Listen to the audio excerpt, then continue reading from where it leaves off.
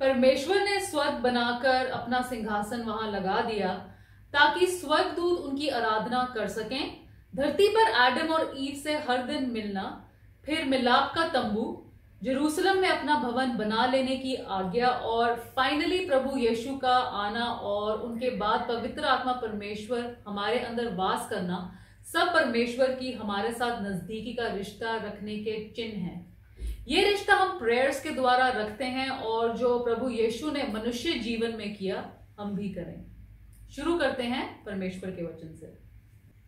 परमेश्वर का वचन हमने यूहन्ना नबी की इंजील उसका 17वां अध्याय पहली आयत से लिया है। यहाँ इस प्रकार लिखा है, प्रभु यीशु ने ये बातें कही और अपनी आंखें आकाश की ओर उठाकर कहा, हे पिता, वह घड़ी आ पहुंची है, अपने पुत्र को महिमा कर कि पुत्र भी तेरी महिमा करे, क्योंकि तूने उसको सब प्राणियों पर अधिकार दिया कि जिन्हें तूने उनको दिया है उन सबको वह अनंत जीवन दे।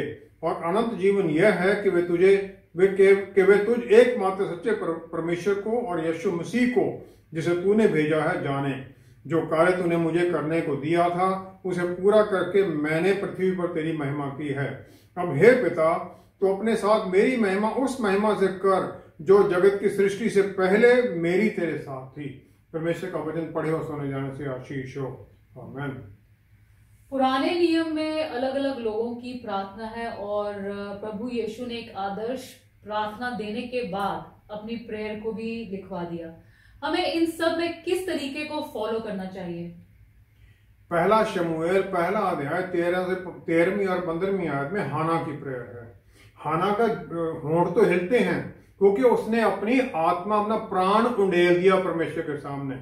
एली को वो कह देती है।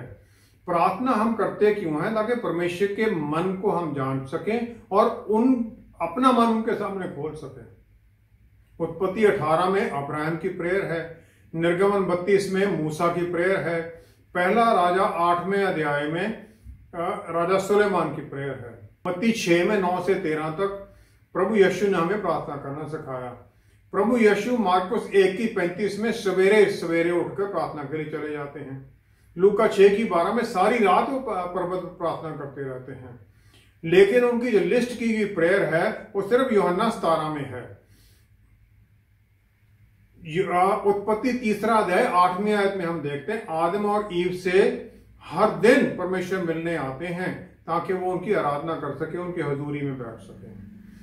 पहला यूहन्ना 4 अध्याय 8वीं आयत में लिखा गया, परमेश्वर प्यार हैं और वो अपना प्यार जाहिर करते हैं हमारे साथ फेलोशिप मिलने के द्वारा, प्रार्थनाओं के द्वारा। यकूब 4 अध्याय 8वीं आयत में यकूब कहते हैं, परमेश्वर के नजदीक जाओ तो वो भी तुम्हारे नजदीक आएंगे। और यही एसेंस है परमेश्वर के साथ जुड़ने का, यही उनके साथ मिलने का है। मत्ती 6:11 में प्रेयर है, उसमें कहा गया है, give us this day our daily bread, आज की हमारी रोटी हमें दे। निर्गमन 16 में 19-20 में मूसा को आज्ञा देते हैं परमेश्वर के मन्ना हर रोज कलेक्ट किया जाएगा ताकि वो हर रोज जाएं। सिर्फ सबत वाले दिन 2 दिन का लेना था। अगर वो 2 दिन का इकट्ठा करके रख लेते थे तो उसमें कीड़े पड़ जाते थे। यही है, अगर हम संडे के संडे क्रिश्चियन हैं तो जो हमारे पास आत्मिक भोजन है वो स्टेल हो गया है। हमें हर रोज उनसे ये पाना है। यही परमेश्वर हमें सिखाते हैं। प्रार्थना का सही पोस्चर क्या है? निर्गमन 33 में 10वीं-11वीं में मूसा जब टैबरनेकल में घुस जाता है तो महिमा का बादल उतर आता है। परमेश्वर उससे आमने सामने बात करते हैं जैसे अपने एक मित्र से करते हैं। वो इनफॉर्मल मीटिंग होगी। मत्ती 18:3 में प्रभु यीशु ने सिखाया, तुम बच्चों की तरह बदल जाओ, नहीं तो उसके बिना तुम स्वर्ग राज्य में शामिल नहीं हो सकते। बच्चा अपने पिता के पास जाता, वो ये नहीं देखता मैंने क्या पहना क्या है, वो पहुंच जाता है पिता के पास इस विश्वास में कि वो मेरी प्रार्थना सुनेंगे। यहूदी लोग घुटने टेक कर प्रार्थना करते थे, हाथ ऊपर की तरफ उठाते थे। भजन संहिता 95:6 और दानियल 6 अध्याय 10वीं आयत में भी यही लिखा गया कि उन्होंने उनके सामने घुटने टेक दिए। एलिया नबी ने पहला राजा 18वां अध्याय 42वीं आयत में झुककर अपना मुंह घुटनों के बीच में दे लिया प्रार्थना करने के लिए। लूका 6:12 में प्रभु यीशु पर्वत पर गए, प्रार्थना सारी रात प्रार्थना करते रहे। अब ये सारी रात प्रार्थना करना, नीलिंग पोजीशन में बैठना मुश्किल है। एक बच्चे की तरह जब हम जाते हैं तो फिर कोई पॉस्चर नहीं है, कुछ नहीं है, मन में ये है मैं अपने पिता से बात कर रहा हूं, फिर कोई पॉस्चर किसी तरह कुछ नहीं होता है। हमें प्रभु यीशु की तरह ये सीखना है कि वो स्वर्ग में हमारे इंटरसेसर हैं, जो रोमियो 8:26 में लिखा गया है। और हम जो प्रार्थना करते हैं परमेश्वर पिता को कर रहे हैं, और दो मेंबर जो हैं होली ट्रिनिटी के, प्रभु यीशु हमारे लिए इंटरसीड करते हैं और पवित्र आत्मा परमेश्वर हमारे लिए प्रार्थना यहां करते हैं। जो प्रभु यीशु ने प्रार्थना हमें करनी सिखाई मत्ती 6 में, वो ये है कि हम परमेश्वर से आराधना, परमेश्वर से जुड़ें, उनके सामने प्रार्थना करें, उनका नाम माने, उनके नाम को महिमा मिले और उनके राज्य को के बारे में हम जानें, हमसे बुराई को वो दूर रखें। प्रभु यीशु का जब मिशन पूरा हो जाता है तब वो स्वर्ग की तरफ आंखें उठाते हैं और फिर उनके सामने वो प्रार्थना करते हैं। चार्ल्स स्पर्जन ने कहा कि अपने प्राण को, अपने सोल को उनके सामने उन्हें उंडेल दिया, जैसे कि मरने जैसा इंसान हो जाता। इस प्रकार उन्होंने अपनी प्रार्थना की, और ये जीत की प्रार्थना है, डर या घबराहट की नहीं है। और हमें भी उसी प्रकार जीत में चलकर ही प्रार्थना करनी है, तभी हमारी प्रार्थना को उत्तर मिलेगा। प्रभु यीशु की प्रेयर से हमारे लिए, अपनी प्रेयर के लिए क्या शिक्षा मिलती है? इस प्रार्थना में प्रभु ने क्या कहा वो तो अहमियत रखता है, लेकिन उनके माइंड और हार्ट में उनका एटीट्यूड कैसा था वो ज्यादा अहमियत रखता है, क्योंकि इसी एटीट्यूड के कारण ही उन्होंने स्वर्ग में जाकर हमारे लिए मध्यस्थता करनी, इंटरसेसर बनना है। हम जब प्रेयर करते हैं तो कहते हैं आवर फादर इन हेवन, है हमारे बाप जो आसमान में है। लेकिन जो प्रभु यीशु ने प्रार्थना की वो इसलिए इस तरह की नहीं है जैसे एक जो नीचे है वो किसी ऊपर वाले से प्रार्थना कर रहा है। ये कोई इक्वालिटी है, दोनों बराबर हैं। जो बोल रहा है, प्रार्थना कर रहा है, वो और पिता दोनों बराबरी में हैं। और ये भी नहीं है कि पिता को उसने अपनी तरफ मोड़ना है इसलिए प्रार्थना है। ये जो होली ट्रिनिटी है उसका पर्पस डिफाइन करती है ये प्रार्थना, कि होली ट्रिनिटी का काम है, क्यों है वो। और ये प्रार्थना है जब समय आ गया, प्रभु यीशु कहते हैं द आवर हैज कम, उस काम को पूरा करने के लिए जिस काम के लिए उन्हें भेजा गया, ताकि वो पिता परमेश्वर की महिमा करें। महिमा है पुत्र की सलीब पर चढ़ाए जाना, उनका दोबारा जी उठना और फिर उनका स्वर्ग में दोबारा उठाया जाना।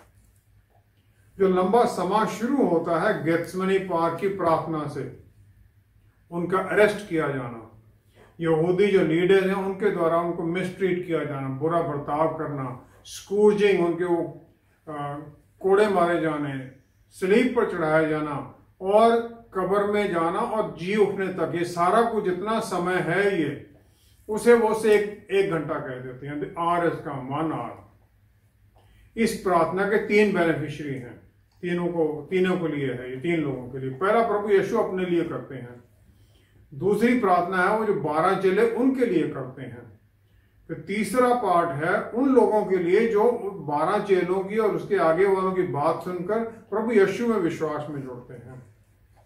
पहले प्रभु यीशु अपनी जरूरत को डिफाइन करते हैं और फिर वो कहते हैं जो टास्क उन्हें दिया गया था और उसके लिए ये प्रार्थना की जा रही है।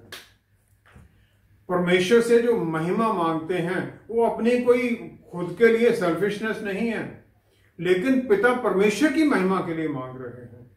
यूहन्ना 11:4 में यही जाहिर होता है जब लाजरस की बीमारी के बारे में उन्हें पता चलता है।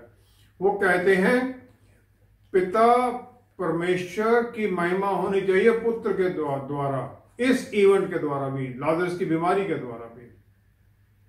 और फिर वो कहते हैं जो सोर्स है अनंत काल का जीवन वो कौन सा है, क्योंकि वो आए तो है अनंत काल का जीवन हमें देने के लिए। उत्पत्ति 3 की 7वीं 8वीं आयत में हम देखते हैं आदम और ईव परमेश्वर से छुप जाते हैं और फिर वो अपने आप को पत्तों से ढकने लग जाते हैं। अपने आप में छिपना परमेश्वर से, यही अनंत काल की मौत है, यही इटर्नल डेथ है। और क्योंकि वो परमेश्वर का जो ज्ञान है उससे वंचित हो जाते हैं। यूहन्ना 17 की 2-3 आयत में हम देखते हैं परमेश्वर के पुत्र ने अनंत काल के जीवन को डिफाइन कर दिया। वो डिफाइन क्या करते हैं? वो कहते हैं अनंत जीवन यह है कि वे तुझ एकमात्र सच्चे परमेश्वर को और यीशु मसीह को जिसे तूने भेजा है जाने। अनंत काल का जीवन है परमेश्वर को जानना और प्रभु यीशु को जानना जिसे परमेश्वर ने भेजा था। जब वो पहली प्रार्थना जब वो करते हैं विश्वास से भरे हुए, तो वो क्लेम करते हैं। क्लेम क्या है? वो महिमा जो मेरी आपके साथ थी इस दुनिया के बनाए जाने से पहले से, वो महिमा मुझे चाहिए। वो अपने आप को वहां पर कह देते हैं मेरा आपके साथ अनंत काल का रिश्ता है और मैं भी परमेश्वर हूं आपके साथ। फिलिपियों की पुस्तक 2 अध्याय 7वीं आयत में सिर्फ वही ये मांग सकते थे, क्योंकि उसमें लिखा है उन्होंने अपने आप को खाली कर दिया उस महिमा से इंसान बनने के लिए। फिर वो दूसरा बेनिफिशियरी है, उसके लिए प्रार्थना करते हैं। दूसरा बेनिफिशियरी है चेले, 12 चेले। उन्होंने जितना वो एनकरेज कर सकते थे डिसाइपल को, जितना सिखा सकते थे, वो सब उन्हें सिखा दिया। अब जब उनका अलग होने का समय आता है और चेले उनके छोड़कर भाग जाते हैं, तब फिर वो उन चेलों को पिता परमेश्वर की आशीष भरे हाथों में देते हैं, टेंडर एंड लविंग केयर उसमें डाल देते हैं। वो इसमें क्या मांगते हैं? पहला है 6ठी और 8वीं आयत में। पहले कहते हैं मेरा मिशन क्या था और जो मैंने सिखाया, और चेलों की रिस्पांस क्या है। परमेश्वर का वचन कहते हैं मैंने दे दिया इन्हें और इन्होंने ये पा लिया है। मिशन था देना वचन, उनकी रिस्पांस थी उन्होंने पा लिया है। अब दूसरा प्रार्थना, वो कहते हैं इस प्रार्थना का कारण क्या है जो चेलों के लिए वो मांगते हैं। 9वीं-10वीं आयत में वो कहते हैं पिता ये आपके थे और आपने मुझे दिए हैं ये, और इन्हें आपकी केयर की जरूरत है क्योंकि मैं अब इनके साथ नहीं होऊंगा। इसलिए वो चेलों को पिता के हाथों में देते हैं। तीसरा है जो पहली रिक्वेस्ट है चेलों के लिए, वो 11वीं-12वीं आयत में वो कहते हैं पिता परमेश्वर इन्हें अपने नाम के द्वारा बचा के रखें, क्योंकि पिता परमेश्वर के नाम के बिना और कोई प्रोटेक्शन किसी के लिए हो ही नहीं सकती। उसके नाम के बिना प्रोटेक्शन ही नहीं है। चौथी चीज मांगते चेलों के लिए, वो फिर जस्टिफाई करते हैं इस प्रेयर को। वो कहते हैं कि मेरा जो आनंद है इनमें पूरा हो, और फिर कहते हैं इन्हें डेविल से, शैतान से बचा के रखना। मेरा आनंद जो है इनमें पूरा हो। मेरा आनंद क्या है कि विश्वास में जरे आपको जाने, अनंत काल का जीवन पाए। 5वीं प्रार्थना वो करते हैं, 5वां इसमें करते हैं वो चेलों के लिए दूसरी रिक्वेस्ट है। पहला तो उन्होंने मांगा इन्हें बचाना। 17वीं-19वीं आयत में 17 से 19 तक वो कहते सैंक्टिफाई देम, इन्हें अलग करो अपने लिए। आपका जो सच्चाई है, जो आपका वचन है, उसके द्वारा इन्हें सैंक्टिफाई करो। जो ग्रेट कमीशन हमें दिया गया मत्ती के आखिरी आयत में कि पिता जिस प्रकार आपने मुझे भेजा था इसी प्रकार मैं इन्हें भेजता हूं। आपने मुझे भेजा था अधिकार, पावर, अथॉरिटी के साथ, वचन की पावर, वचन की शक्ति। मैंने भी इन्हें ये वचन दे दिया है और उसी वचन की शक्ति में मैंने भेजता हूं। 20वीं आयत से आगे फिर प्रभु यीशु अपना प्यार जाहिर करते हैं और फिर हम सबके लिए प्रार्थना करते हैं जो आगे विश्वासी बनते हैं 2000 साल में, जो बने और जो आगे बनते जाएंगे उनके आने तक, क्योंकि वो जानते हैं कि आखिरी दिनों की जो अशांति, टर्बुलेंस जो आने वाली है, और ये उनके जाने के बाद जो टर्बुलेंस शुरू हो जाती है, चलती रहती है, ये चलती अभी भी चल रही है। 21वीं आयत में वो पहली रिक्वेस्ट मांगते हैं कि इनमें एकता बनी रहे। जो उस समय के 11 चेले उनमें भी और बाकी जो विश्वासी उन सब में भी एकता बनी रहे, एक मत से विश्वास में बने रहे। दूसरा वो मांगते हैं पूरे चर्च के लिए महिमा। 22वीं आयत में वो कहते हैं कि पवित्र आत्मा परमेश्वर उनके बल में जो वो काम करते हैं ये भी करें, उनकी जो लीडरशिप है उसमें आगे बढ़ें। और फिर वो मांगते हैं पूरे विश्वासियों का प्रिजर्वेशन, उन्हें संभाले रखना। परमेश्वर की महिमा जाहिर होती है और उनकी जो रोशनी, उनकी हजूरी जो हमारे साथ है, उनकी जो नेचर है जो हमारे भीतर आ जाती है, जो कि हम समझ पाते हैं डिसर्नमेंट के द्वारा, तो फिर इसमें हम आनंदित होते हैं। तीसरा वो कहते हैं कि जो उनका ये एकता का जो बेस क्या होना चाहिए, कि उनकी एकता प्यार में हो, प्यार के अनुसार हो, किसी और तरह से नहीं। 23वीं आयत में वो कहते हैं चर्च की जो यूनिटी है वो प्रभु यीशु में विश्वास के द्वारा हो, ताकि ये भी वो प्यार जो पिता का है ये भी उसे महसूस करे, उसमें रहें। पिता का प्यार किसके लिए? अपने पुत्र के लिए। और जो फिर हम वो प्यार पाते हैं पवित्र आत्मा परमेश्वर के हमारे भीतर आने के साथ। चौथी वो मांगते हैं कि जो ये एकता है चेलों में और उनमें खुद में, चेले और हम एक हो जा, चेले और प्रभु यीशु एक हो जाते हैं, वो ये कहते हैं। 24वें आयत में वो कहते हैं कि वो उनके साथ वहां पर हो जहां पर वो हैं, ताकि वो उनकी अनंत काल की महिमा देखें। और वहां पर है डिजायर, मेरी ये इच्छा है, उनकी इच्छा है, लॉन्गिंग है कि मेरे जो लोग हैं उनके साथ स्वर्ग में इकट्ठे हों। जो यूहन्ना 14 की 2-3 आयत में उन्होंने कहा था, मैं जाता हूं स्वर्ग में तुम्हारे लिए जगह तैयार करने के लिए। 5वां फिर वो कहते हैं कि मैं अपने लोगों के साथ रहूं जहां ये लोग मेरे साथ हो, जहां मैं हूं। इस प्रार्थना का जो सबसे बड़ा एक और पॉइंट है कि they may be with me where I am. अभी वो स्वर्ग में गए नहीं हैं, पर लेकिन वो घोषणा कर देते हैं कि जहां पर वो हैं, क्योंकि वो मानते हैं वहां उन्होंने चले जाना है, जहां उन्होंने पिता परमेश्वर के दाहिनी तरफ पूरे अधिकार के साथ बैठना है, जो एफिसियों 1 अध्याय 3 आयत और 2 अध्याय 6 आयत में पौलुस रसूल कहते हैं, यही कहते हैं वो कि हमारा उनके साथ एकता में हमें स्वर्गीय स्थानों में बिठा दिया गया है और हमें हर तरह की आत्मिक आशीषें मिल चुकी हैं।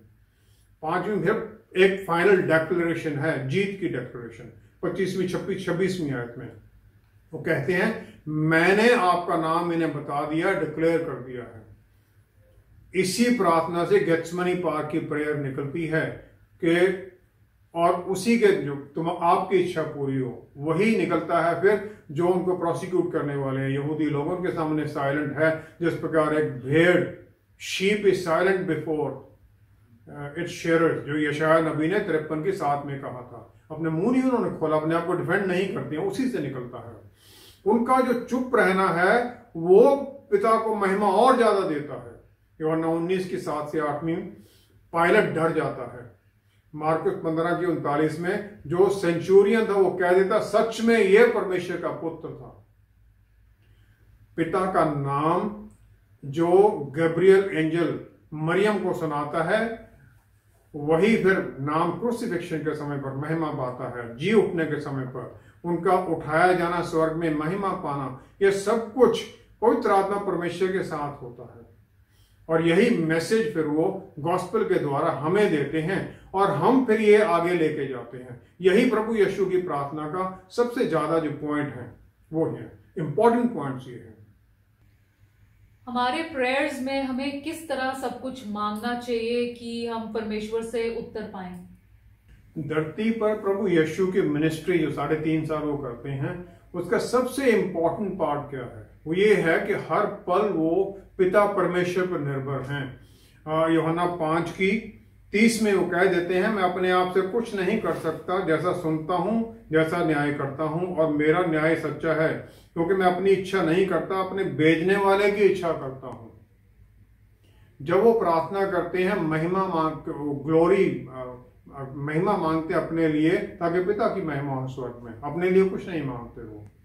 दूसरा उनकी जो मिनिस्ट्री है स्वर्ग में है, वहां क्या है? रोमियो 8 की 34 में लिखा है परमेश्वर के दाहिनी ओर हैं और हमारे लिए निवेदन भी करते हैं, बल शक्ति से अथॉरिटी से भरे हुए हमारे लिए इंटरसेशन करते हैं। वो ये 2 चीजें हैं उनकी मिनिस्ट्री धरती पर और वहां पर। जो पवित्र आत्मा परमेश्वर हैं, जो तीसरे होली ट्रिनिटी के हिस्सा हैं, वो भी यही करते हैं, अपनी महिमा के लिए कुछ नहीं करते, विश्वासियों की सहायता करते हैं, हेल्पर हैं वो। प्रभु यीशु के वचनों को याद कराते हैं, वही हमें सिखाते हैं। जब से सब कुछ बनाया गया धरती पर, पहली ही आयत में लिखा है वो पानियों पर मंडरा रहे थे, लेकिन जब तक परमेश्वर का वचन नहीं आता है वो कुछ करते नहीं है। और यही आज भी होता है। यूहन्ना 14:13 में हमारी प्रार्थनाओं का उत्तर मिलना कंडीशनल है इसी बात पर कि पिता पुत्र में महिमा पाए। वो कहते हैं मैं सब कुछ कर दूंगा ताकि पिता की महिमा हो। पहला जो पार्ट है हमारी प्रार्थनाओं का वो पिता को महिमा देने का हो, और दूसरा ये हो कि हम दूसरों के लिए इंटरसेशन करें, दूसरों के लिए मध्यस्थ बने, दूसरों के लिए प्रार्थना करें जो तकलीफ में हैं और जिन्हें हमारी प्रार्थना की जरूरत है। उसके बाद ही हम अपने लिए कुछ मांगे ताकि हमारी जो जरूरतें वो भी पूरी हों। प्रभु यीशु ने जो मांगा उसके लिए पहले अकाउंट कर दिया, जो मुझे जो पहले दिया गया था वो मैंने ये कर दिया है। हर एक प्रार्थना के साथ उनकी जस्टिफिकेशन है कि ये मैं क्यों मांग रहा हूं। और पूरी प्रार्थना में बेसिक जो थ्रेड है, जो बेसिक चल रहा है वो ये है कि पिता की स्वर्ग में महिमा हो। हम अपनी प्रार्थना का उत्तर तो चाहते हैं लेकिन हम अकाउंटेबिलिटी नहीं चाहते, हम उसका अकाउंट नहीं देना चाहते। जो मुझे दिया गया था वो मैं क्या करूं।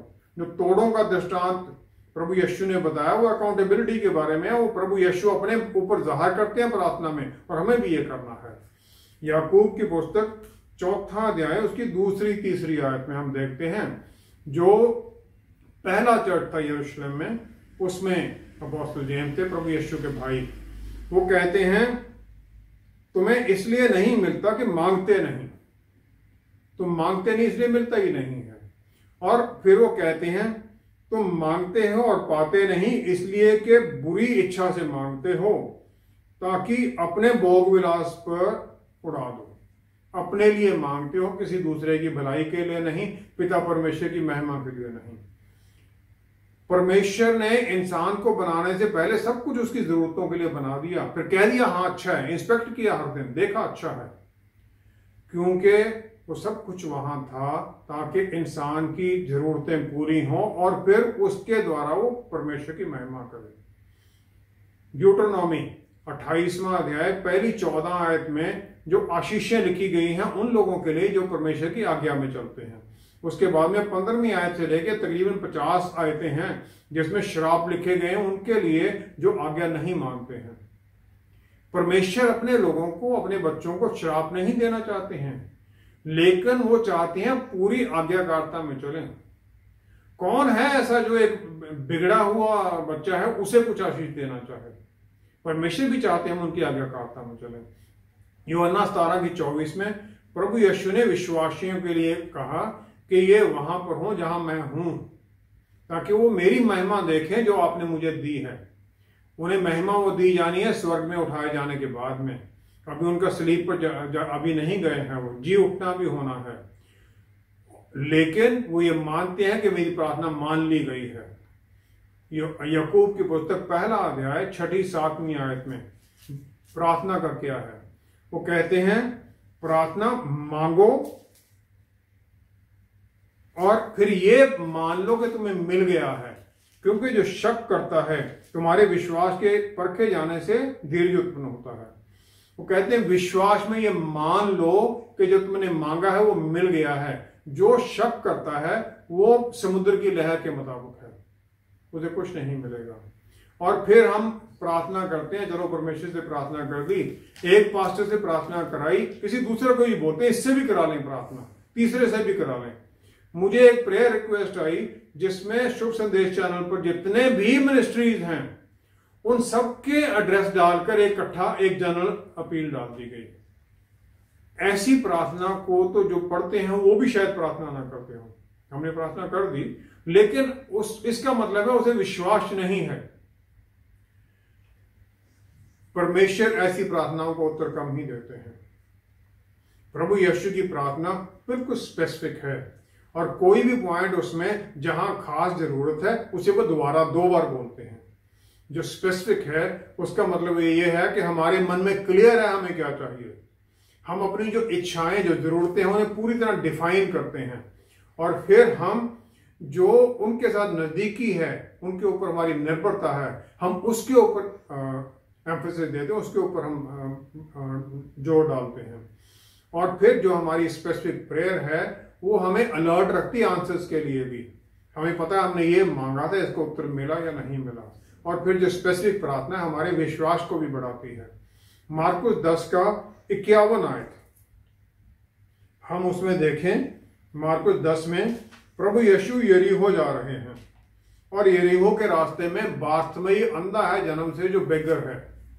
और फिर 51 आयत में वो प्रभु यीशु के सामने बुलाया जाता है। उनका सवाल है, तू क्या चाहता है कि मैं तेरे लिए करूं? परमेश्वर जिसने सब कुछ बनाया वो सवाल पूछ लेते हैं, तू क्या चाहता है मैं तेरे लिए करूं? अगर वो आपके सामने इस समय आकर बैठ जाएं और कहें तू क्या चाहता है मैं तेरे लिए करूं, क्या हम तैयार हैं उसको उत्तर देने के लिए? क्या हम बिल्कुल स्पेसिफिक हैं, मुझे 1 2 3 4 5 मुझे ये चीजें चाहिए? बार्थमे बिल्कुल क्लियर था। बार्थमे का उत्तर क्या है? वो कहता है, हे रबी, ये कि मैं देख सकूं, बस मेरी नजर मुझे दे दे, मैं तुझे देख सकूं, इस दुनिया को देख सकूं। जहां पर परमेश्वर को हम वेरियस ऑप्शन देने लग जाते हैं, प्रभु ये नहीं तो चलो ये कर दो, ये नहीं तो ये भी हो सकता है। इसका मतलब है कि हम एक आंख पर पट्टी बांधकर तीर चला रहे हैं कि कहीं ना कहीं तो लग ही जाएगा। परमेश्वर ऐसी प्रार्थना का उत्तर भी नहीं देते। प्रभु यीशु ने बिल्कुल क्लियर डिफाइंड टर्म्स में कहा है, हम उनके द्वारा चुने गए हैं, उनके द्वारा छुटकारा पाया हमने, उनकी दया, उनके अनुग्रह के द्वारा हमें बचाया गया है।